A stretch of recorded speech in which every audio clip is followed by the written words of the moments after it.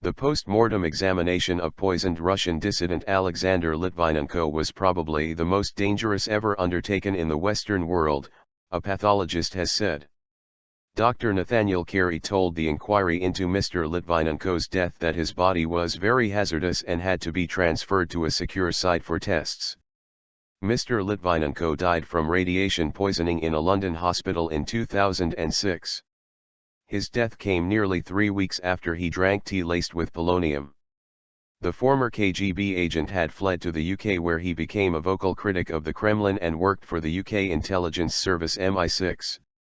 Dr. Cary, a Home Office forensic pathologist, said he and his colleagues wore white suits, protective gloves, and specialized hoods, which had air pumped into them through a filter, during the post-mortem examination. He told the inquiry, "It has been described as the most dangerous post-mortem examination ever undertaken in the Western world, and I think that is probably right." Oral ingestion. Dr. Cary said Mr. Litvinenko had shown signs of multi-organ failure as a result of acute radiation poisoning. He added, "It appears Mr. Litvinenko ingested a large quantity of polonium-210 on or around November 1, 2006, largely if not wholly by oral ingestion, rather than by inhalation. The calculated amount absorbed was in far excess of known survivability limits. There was no precedent for such a case of alpha particle radiation poisoning in the UK," he said. Ongoing investigation. Earlier, a counter-terrorism officer said 2 men suspected of killing Mr. Litvinenko, Russians Andrei Lugovoy and Dmitry Kovtun, are still wanted by police for murder. Detinsp's Craig Maskall told the inquiry there was an ongoing criminal investigation. Mr. Lugovoy and Mr. Kovtun have both denied involvement.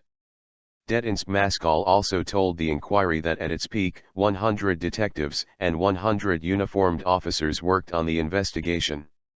On Tuesday, counsel to the inquiry Robin Tam QC said that Mr. Litvinenko may have been poisoned twice. Mr. Litvinenko's widow Marina has said her husband blamed the Kremlin as he lay dying in hospital, but Russia denies any involvement. Russian interview. The inquiry also heard Mr. Lugovoy had given an interview to the Echo of Moscow radio station in response to Tuesday's proceedings.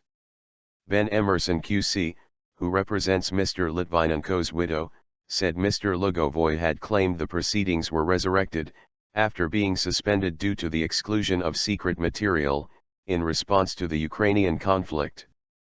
Reading a translation of Mr. Lugovoy's interview, Mr. Emerson said, "When the situation in Ukraine kicked off and the UK geographical interest, they had decided to dust off the mothballs and commence proceedings."